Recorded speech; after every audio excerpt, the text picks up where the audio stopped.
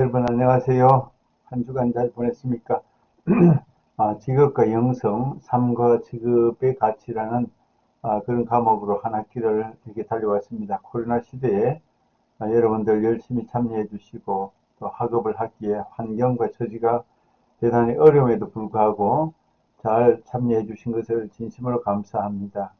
우리나라의 위기고 또 국가적인 위기고 세계적인 위기 속에서 코로나가 2년 동안 이렇게 계속 진행되고 있습니다. 그럼에도 우리 일상과 우리의 학업에 대한 전진은 계속 이루어져야 되겠고, 또 여러분들의 취업과 장래의 비전과 꿈은 올바르게 또 온전하게 성취되어 가기를 소망합니다. 여러분의 앞길이 활짝 열리기를 간절히 바랍니다. 아, 그 직업과 영생이라는 책이 1과에서 13과까지 끝이 났는데, 마지막 14장은 직업 윤리와 쉼의 의미라는 그런 주제로 제가 다시 한번 이렇게 강연을 준비했습니다. 교재에 없는 또 다른 우리 종합적인 그런 의미에서 이렇게 한번 정리해 보았습니다. 직업 윤리와 쉼의 의미. 여러분들이 이제 직장 생활을 하고 또 현대인으로서 또 사회생활과 가정생활과 직장생활 가운데서 여러 가지 피곤하고 지치고 어렵고 힘든 가운데서도 열심히 일을 하면서 온전한 쉼의 어떤 상태에서 다시 재충전의 기회를 얻고 하는 그런 반복적인 삶을 어떻게 효과적으로 지혜롭게 살아갈 것인가에 대해서 한번 고민해 보도록 하겠습니다. 우선 직업 윤리에 대해서 우리 한번 생각해 보죠. 우리 직업이라는 것은 우리 앞에서도 언급이 되었었고 우리가 기억하는 대로 직업과 자원봉사라는 개념은 상당히 다릅니다. 직업이라는 것은 보수를 반드시 받아야 되고 또 일을 해야 됩니다. 일이 있고 보수가 있고 이 두 가지가 결합되어 있을 때 우리는 직업이라고 부르고, 일은 하지만 보수가 없을 때 우리는 볼런티어, 봉사, 그냥 자원에서 하는 일이다 그렇게 말할 수 있겠죠. 직업은 반드시 이 두 가지 일과 보수, 월급이라는 것이 같이 가미가 될 때 우리는 직업이다 그렇게 부릅니다. 직업을 가진 모든 현대인들은 직업에 대한 기본 윤리의식을 가지고 살아갑니다. 자기 직업에 대한 윤리관을 가지고 있는 거죠. 윤리라는 것은 옳고 그름, 바른 삶의 어떤 기준을 의미하는 것입니다. 직업을 가진 사람들에게 요구되는 직업 윤리에는 크게 두 가지 측면을 우리가 생각해 볼 수가 있겠죠. 하나는 사회적인 측면에서의 어떤 직업 윤리 또는 개인 윤리가 있고, 개인적인 측면에서 볼 때 윤리관이 있습니다. 사회적인 측면에서 볼 때는 우리 사회 전체 모든 사람들에게 공인된 그런 행동 규범이 있습니다. 이것은 하면 안 된다, 꼭 해야 된다, 잘못하면 벌을 받아야 된다, 옳다 그러다라는 그런 규범, 행동 규범이 윤리적인 측면에서, 특별히 사회라는 공동체 안에서 해야 될 일과 하지 말아야 할 그런 규범이 있는 것이죠. 그런 것이 윤리입니다. 옳은 것과 옳지 않은 것, 해야 될 것과 해야 되지 않은 것. 우리가 교통 법규 같은 것들도 윤리에 속하는 것이죠. 주차를 이곳에 하면 안 된다, 해도 된다, 이런 것이 옳고 그름은 법에 의해서, 규범에 의해서 그것이 가치 기준이 설정이 되는 것입니다. 또 개인적인 측면에서 볼 때도 직업관이나 노동 정신으로 보는 관점인데, 개인에게 있어서 이 직업 윤리라는 것은 내가 몸담고 있는 직장에서 내가 어떤 마음 자세로 일할 것인가, 최선을 다할 것인가, 건성건성을 할 것인가, 사람 보는 눈앞에서만 열심히 할 것인가, 아니면 하나님이 보신다고 생각하고 최선을 다할 것인가, 그런 직업 윤리, 도덕, 의식, 노동 정신의 그런 관점을 보는 것이 개인적인 측면이고, 사회라는 어떤 공동체적인 관점에서 볼 때 우리 윤리의 사회적인 측면이다 그렇게 말할 수가 있을 것입니다. 그 다음에 이제 직업 윤리에 있어서 우리가 두 번째로 어떤 기본 개념적인 차원에서 보면은 직업인의 직업윤리는 먼저 소명의식과 천직의식이라는 그런 관점에서 생각해 볼 수가 있습니다. 소명의식이라는 것은 그야말로 하나님이 나에게 주셨다. 하나님이 나에게 달란트와 은사를 주셨다. 직업을 하나님께서 부여한 것이다. 그래서 성스럽게 받아들이고 그 일에 열성을 다하고 성실히 임하려는 이것은 내 것이 아니고 하나님이 주신 소명이고 달란트고 은사다. 이렇게 생각하는 거죠. 그것을 우리는 소명의식, 천직의식이다. 그래서 노래를 잘 부른다, 체육을 잘 한다, 기술자다 하는 것이 아무나 되는 것은 아니고 타고난 그런 소질과 또는 천직의식, 소명의식이 필요하기도 한 것이죠. 또 두 번째는 직분의식과 봉사정신이 있습니다. 사람은 일정한 직업을 가지고 활동함으로써 조직사회의 기능을 잘 분담하고 우리 사회가 돌아가려면 각자의 분야, 각자의 어떤 자리에서 자기 일을 할 때 사회가 돌아가는 것이죠. 사회 기능을 분담해서 직접 간접으로 직분을 수행하고 사회 유지 발전에 참여하죠. 모든 사람들이 사회가 돌아가도록 자기 분야에서 일을 합니다. 학교에서는 선생님은 아이들을 가르치고 또 카센터에서 고장난 차를 고치고 또 식당에서는 음식을 만들고 또 버스 운전하시는 분은 운전을 하고 택시 운전하는 분 택시를 운전하고 모든 분들이 각자의 자리에서 각자의 처소에서 일을 함으로 그 사회가 유지되고 발전하는 것입니다. 또한 사람들은 직업을 통해서 봉사도 사회가 돌아가도록 봉사하는 그런 귀한 직분을 맡고 계신 거죠. 또 책임의식이라는 것도 있죠. 직업에는 자기 직업의 애정을 가지고 자신이 맡은 일을 자율적으로 자주적으로 행하면서 성실하게 책임을 다하려는 자세, 이것이 이제 책임의식입니다. 누구든지 자기 일터에서 직장에서 책임의식이 없으면 직장에 바로 서지 못하죠. 열심히 택시 기사도 자기 일을 잘해야 되고 버스 기사도 자기 열심히 성실하게 운전을 해야지 승객들이 자기 갈 곳을 가고 또 필요한 곳에 내리고 할 것입니다. 또 지하철을 운행하는 분도 자기 시간을 맞추어서 최선을 다하고 책임의식을 가지고 일을 해야지 많은 사람들이 제 시간에 맞춰서 직장에 가고 집에 돌아가고 모든 것이 책임의식이 필요한 것이죠. 또 전문가 정신도 있어야 된다는 것입니다. 자신의 직무와 관련된 기술과 지식을 자기만이 갖고 있는 노하우, 전문성이 있습니다. 한 직장에서 10년, 20년 일하면 전문가가 되죠. 그 분야를 책임질 수 있는 전문가가 되어야 되고 다른 누구도 따라올 수 없는 전문성이 자기 분야에서는 있는 것입니다. 이것이 일하는 사람들의 어떤 자부심이기도 하고 프로페셔널한 또 마이스터와 같은 그런 전문가로서 그 기능을 발휘할 수가 있을 것입니다. 일과 노동에 대한 관점은 우리가 기본적으로 아는 것처럼 활동으로서의 일이 있고 노동으로서의 일이 있습니다. 활동이라는 것은 그냥 즐거워서 기쁨으로 자발적으로 하는 활동이라면 노동은 어떻게 보면 좀 개념이 부정적이고 힘들고 어렵고 지겹고 고통스러운 그런 의미가 담겨 있을 수도 있는 거죠. 그래서 일에 대한 부정적인 관점으로 노동이라고 생각할 때 노동은 힘들게 한다. 아주 괴롭다, 어렵다, 억지로 한다, 죽지 못해서 한다. 그런 이제 부정적인 관념이 노동이라는 개념에 들어 있습니다. 일이 괴롭게 느껴지고 힘든 이유는 또 환경이 어렵고 일하는 환경 조건이 만족하지 못하기 때문에 괴롭게 느껴지고 불평하고 원망할 수 있죠. 돈을 너무 많이 준다.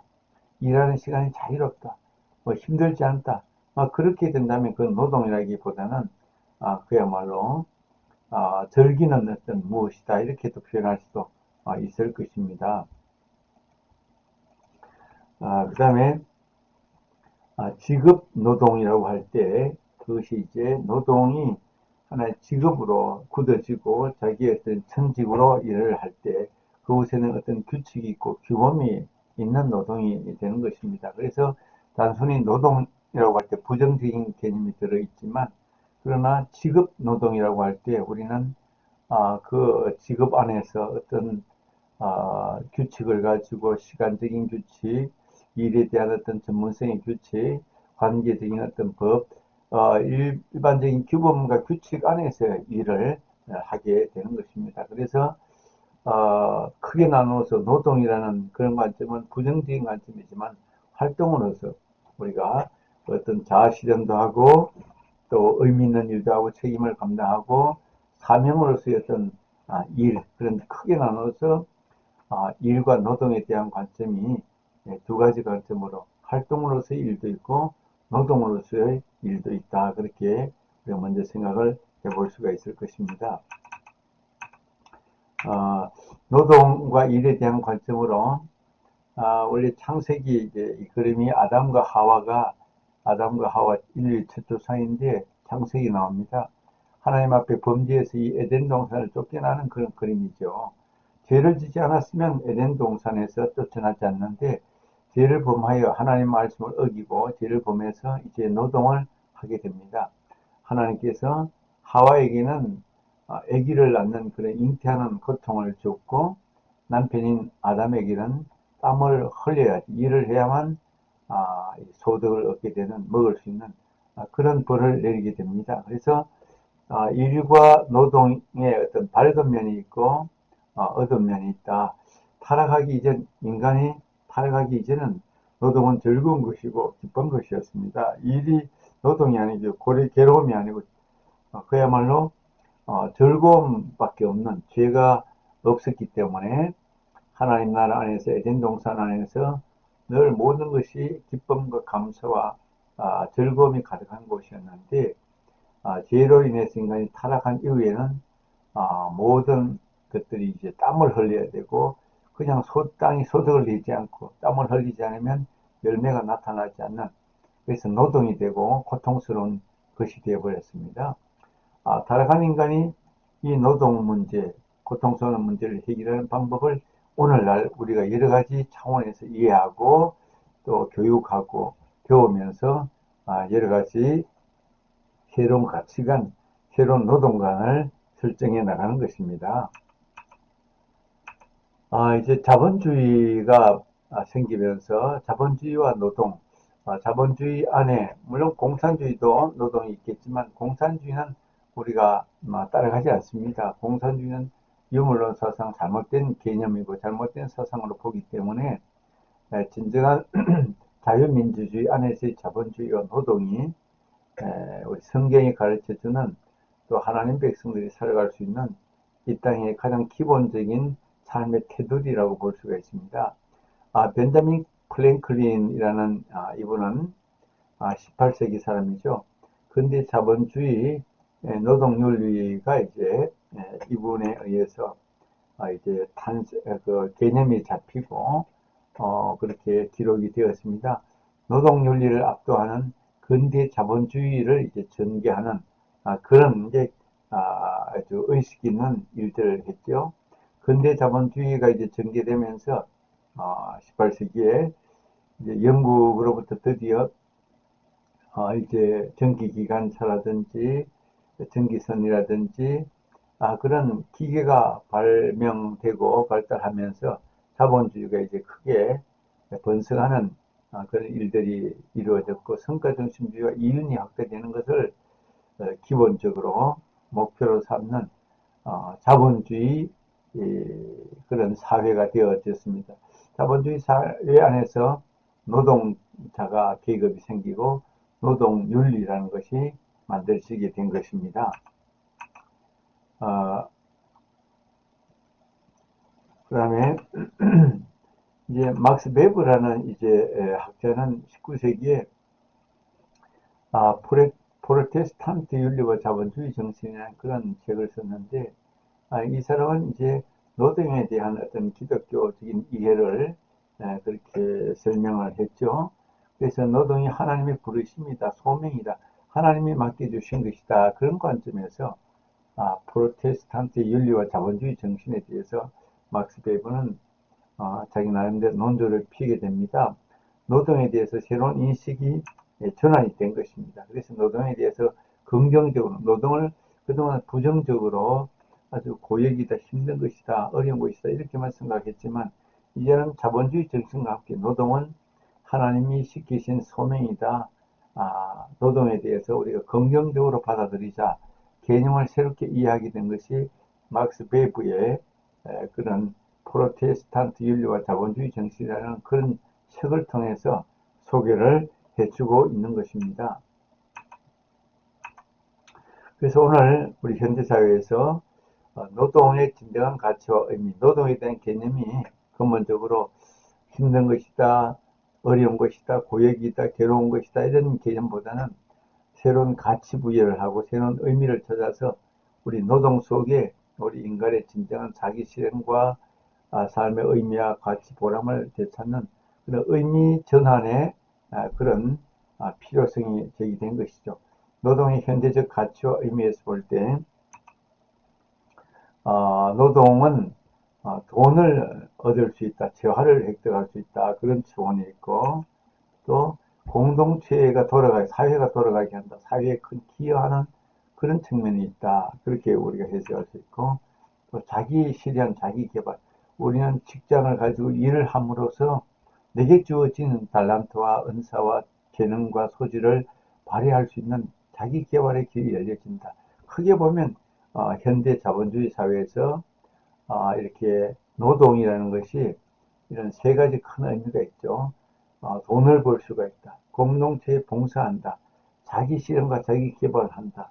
적어도 이 세 가지의 의미는 현대 노동의 의미, 노동의 가치에 있어서 우리가 부인할 수 없는 그런 중요한 개념이 아닐 수가 없습니다.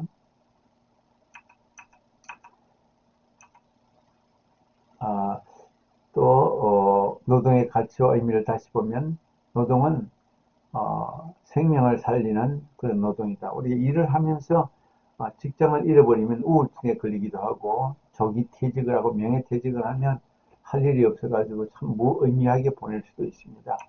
생명을 살린다. 그건 정말 일을 하면서 인간은 자기 존재 가치 의미를 되찾는다. 사랑의 실천과 연대로서의 노동이기도 하다. 사랑이 실천되는 그런 활동이기도 하다. 정의를 실현하는 그런 노동이기도 하다. 노동 속에는 이런 일들이 다 의미가 포함되어 있다. 그렇게 우리 말할 수가 있습니다.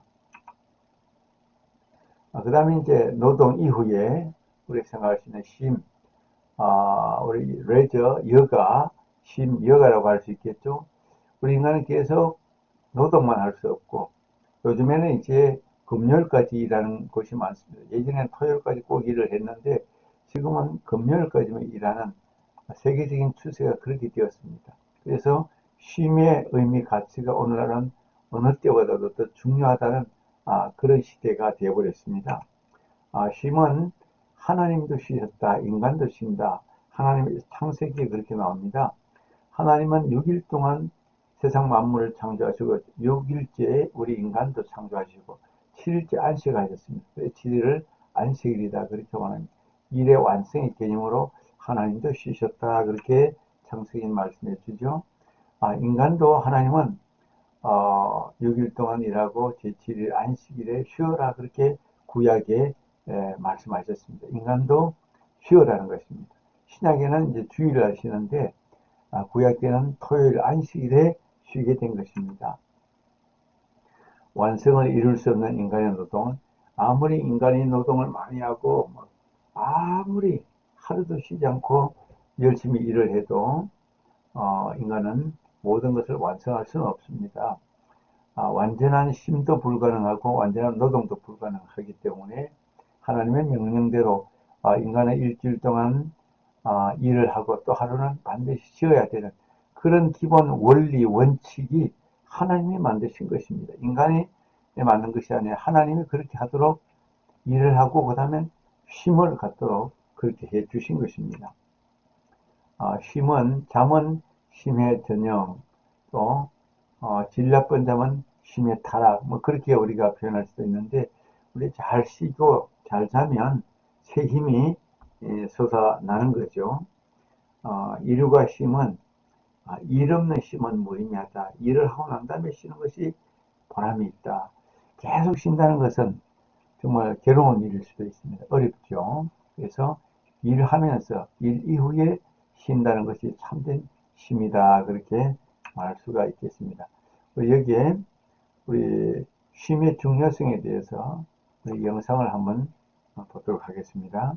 너무 과한 전기적 자극을 뇌에서 계속 주게 되면 결과적으로 신경세포에 있는 연결다리들이 끊어지게 됩니다. 그러면서 원래 했던 기능을 잃게 되거든요.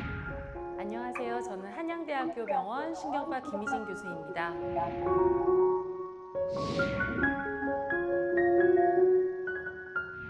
몸이 피곤하다고는 많이들 이야기하는데 뇌가 피곤하다는 것은 어떤 뜻인가요?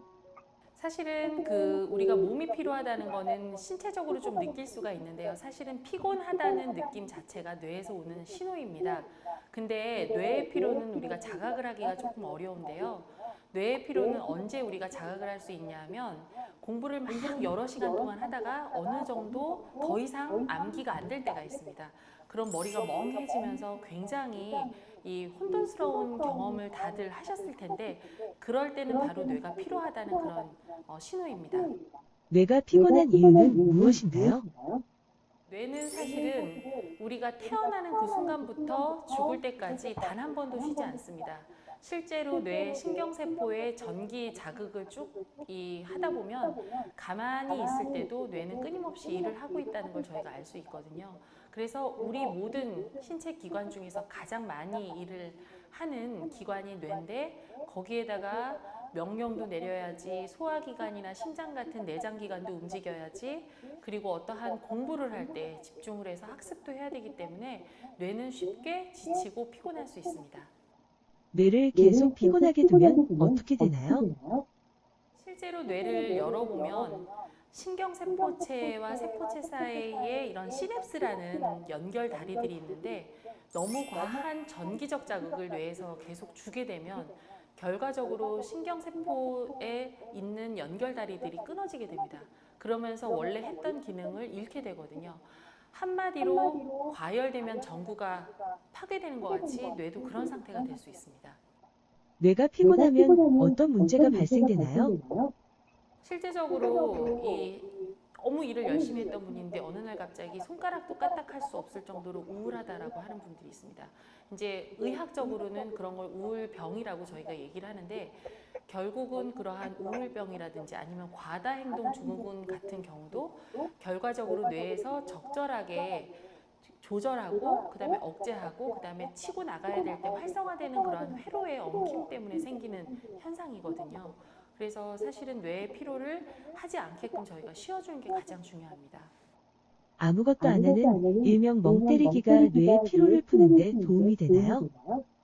멍 때리기를 하면 좋죠. 근데 완벽하게 멍 때리기를 하기가 사실은 힘듭니다. 그래서 옛날에 한참 유행했던 게 마인드 컨트롤이라는 그러한 방법이 있었는데 결과적으로 내 자체가 스트레스가 많이 쌓여 있는 모든 환경에서 나를 모두 다 쉽게 놓아주고 이완시키는 그런 훈련을 하시는 게 도움이 되고 멍 때리기도 한마디로 내 자체의 어떠한 복잡한 환경을 벗어나서 한 단계 나를 놓아주는 그런 훈련 속에서 멍때기를 하면 결과적으로 뇌 피로에 도움이 됩니다. 뇌를 힐링할 수 있는 방법은 어떤 것들이 있나요? 사실은 뇌를 힐링할 수 있는 방법 중에 가장 중요한 게 예를 들어서 50분 일하면 10분 반드시 쉬어주는데 그냥 쉬는 게 아니라 뭐 핸드폰이나 아니면 어떤 영상이라든지 이렇게 하는 게 아니라 절대적으로 완전히 아까 전에 말씀드렸던 이완시키는 그러한 시간을 가지는 게 굉장히 중요하고요. 그다음에 또 중요한 두 번째 방법으로는 근육 운동을 하는 것입니다. 유산소 운동을 포함한 근력 운동을 하게 되면 결과적으로 근육 속에 있는 그러한 뇌를 보호해주는 BDNF라는 그런 요소들이 굉장히 활성화되고 그 다음에 유산소 운동을 하게 되면 뇌로 가는 혈류를 활발하게 도와주기 때문에 결과적으로 뇌가 쉴 수 있게끔 해주는 것이고요. 마지막으로는 내가 혹시 스트레스를 받는 상황이 있다고 하면 그것을 적극적으로 대처해야 하는 게 가장 중요할 것 같습니다. TV나 스마트폰을 보면서 힐링하는 사람들도 있는데 이런 것도 뇌를 힐링하는 데 도움이 되나요? 기본적으로는 우리가 텔레비전을 보거나 아니면 어떠한 스마트폰을 보면서 얻는 정보에 의해서 순간적으로 뇌에 있는 엔돌핀이 쏟는 건데요. 사실은 시각적인 광자극은 뇌를 쉽게 지치게 합니다. 특히 우리가 눈으로 보는 게 모두 뇌에 있는 후두엽이라는 곳에서 전부 다 정보를 받아들이는데, 그게 또 후두엽에 있는 정보가 해석이 되고 즐거움을 주기까지는 뇌가 또 그만큼 많은 일을 하기 때문에, 그거보다는 자연적인 이 식물을 본다든지, 아니면 눈을 잠깐 감고 있다든지, 아니면 지금까지 시각 피지를 이렇게 쓰는 어떤 활동을 했다고 하면 청각을 이용한 음악을, 조용한 음악을 듣는다든지, 아니면 팔다리가 움직이지 않았다고 하면 이게 팔다리를 많이 움직여서 그 시간 동안 충분히 뇌를 쉬게 해주는 것이 중요합니다. 뇌를 충분히 쉬게 하면 어떤 효과가 나타나나요? 놀라울 정도로 뇌는 취약한데요. 우리가 20살 때 모든 뇌의 성장은 멈추고 25세부터는 기억력이 떨어집니다. 그리고 정상적으로 이 얼굴에 주름만 가는 게 아니라 뇌가 35살부터는 뇌세포가 죽고, 그다음에 50살부터는 매해 0.5%씩 신경세포체가 사라집니다. 그래서 뇌가 결과적으로는 굉장히 빠르게 노화를 하기 때문에 요즘에 100세 세상이라고 말을 하잖아요. 그러니까 100년 넘게 살아야 되는데, 사실은 우리가 너무 많은 에너지를 초년기에 다 쓰다 보면 나중에 자연적인 노화를 겪게 될 뇌에 어떠한 에너지를 분출할 만한 그러한 공간이 없어지게 되는 거거든요. 그렇기 때문에 뇌의 피로를 적게 해주면 50살 이후에 육체적으로도 노화가 겪는 그런 부분을 뇌가 살아있으면 그만큼 건강하고 덜 늙고, 그 다음에 이 회춘할 수 있는 그러한 중요한 비결이라고 저는 생각을 하거든요. 그래서 뇌를 적극적으로 쉬게 해주는 게 가장 중요할 것 같습니다. 뇌의 피로나 스트레스가 심하면 기억장애나 치매에도 영향이 있나요? 실제적으로 치매 환자의 60%가 우울증을 겪고 있고, 그 다음에 우울감을 젊었을 때 겪었던 환자들 중에서 치매가 적어도 3배에서 4배 정도 치매가 빨리, 다른 사람보다 빨리 오고 많이 온다는 건 이미 밝혀졌습니다. 그러면 결국 우울증은 왜 왔느냐? 아까 전에도 설명드린 것처럼 많은 스트레스를 내부적으로 축적을 하고 이게 해소가 되지 않을 경우 결국 신경세포체에 영향을 줘서 우울감이라는 게 발생을 하고, 더 심하게 되면 우울병으로 진행을 하는 거거든요. 그렇기 때문에 결과적으로 스트레스를 푸는 것이 굉장히 중요하다고 말씀을 다시 한번 드릴 수 있을 것 같고요.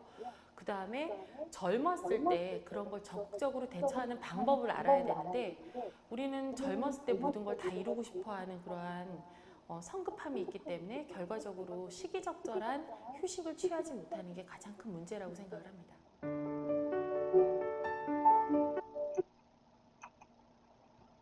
예, 지금까지 우리 한양대학교 교수님이 얘기하는 쉼의 중요성, 뇌가 잘 쉬어야 된다는 것에 대해서 강의를 들었습니다.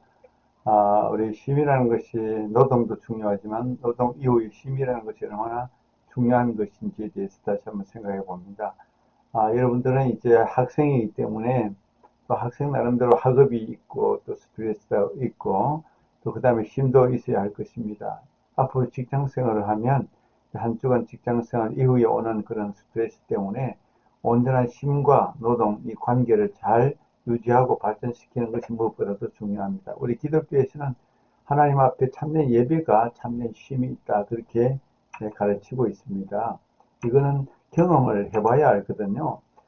잘못된 쉼과 거짓된 쉼이 있고 참된 쉼이 이제 일상생활에서 하나님과의 진정한 관계, 예배 속에서 구별된 안식이 있다. 하나님 안에서 우리가 자녀가, 아기가 엄마 품 안에 참된 쉼이 있는 것처럼 우리 인간은 피조물이기 때문에 창조주 되시는 하나님 안에 있는 그 순간이 예배고 그것이 진정한 안식이다. 그렇게 말씀합니다. 타인의 쉼을 보장하지 않는 쉼은 하나님의 안식 명령을 위반하는 것이다. 그러니까 일을 시키면서 주위에도 일을 시키고 또 너무 많은 일을 시키는 것은 하나님의 안식 명령을 위반하는 것이죠. 자유시간과 좋은 여가, 여가는 자유시간을 말하는데 우리가 자유시간에 무엇을 할 것인가? 모든 즐거움은 다 좋은 것은 아니죠. 무조건 남을 괴롭히면서 자기는 즐거운데 남을 괴롭힐 수도 있습니다. 좋은 즐거움과 나쁜 즐거움이 우리의 심 속에 여가 시간 속에 있을 수가 있습니다. 그래서 진정한 진정한 즐거움이 어떻게 이루어져야 할 것인가에 대해서 우리가 많은 생각을 해야 되고, 그래서 좋은 여가 시간을 위해서는 교육이 필요하고 훈련이 필요합니다. 시간이 있어도 잘못된 습관을 가진 사람은 나쁜 데 쓰고 몸을 망가뜨리는 데 쓰고 중독에 쓰고 타락하는 데 쓰면 안 되는 거죠. 노동의 효과적인 성과를 위해서 훈련과 교육이 필요하고, 모든 교육이 노동을 위한 교육은 아니지요. 올바른 교육이 돼야지 그것이 올바른 쉼과 연결이 될 수가 있습니다. 좋은 즐거움을 위해서 훈련과 교육이 꼭 필요하다. 우리 삶 속에는 진정한 쉼과 안식을 위해서 가르침과 교육도 꼭 필요하다는 것을 말할 수가 있을 것입니다. 자, 우리는 주님과 함께하는 여가 시간, 즐거움에 대한 성경의 가르침, 예수님 안에서 주님이 참된 안식이 된다. 예수님께서는 수고하고 무거운 짐을 내게로 가져오라 그렇게 말씀하십니다. 부모와 자식의 관계의 즐거움, 성경과 여가 교육, 하나님이 원하시는 자녀들의 진정한 즐거움이 무엇일까? 하나님 안에서 참된 안식도 있고, 또 충분한 시간이 있을 때 봉사하고 섬기고 찬양하고 또 사랑하고 또 주님의 영광을 위해서 살아갈 수 있는 그런 일들도 많이 있음을 우리 이 시간을 통해서 말씀드릴 수가 있습니다. 노동과 쉼의 문제, 각자의 어떤 생각들이 있을 것입니다. 여러분, 한 학기 동안 많이 수고하셨고, 또 여러분 나름대로 도움이 되는 그런 강의였으면 좋겠습니다. 수고 많이 하셨습니다. 감사합니다.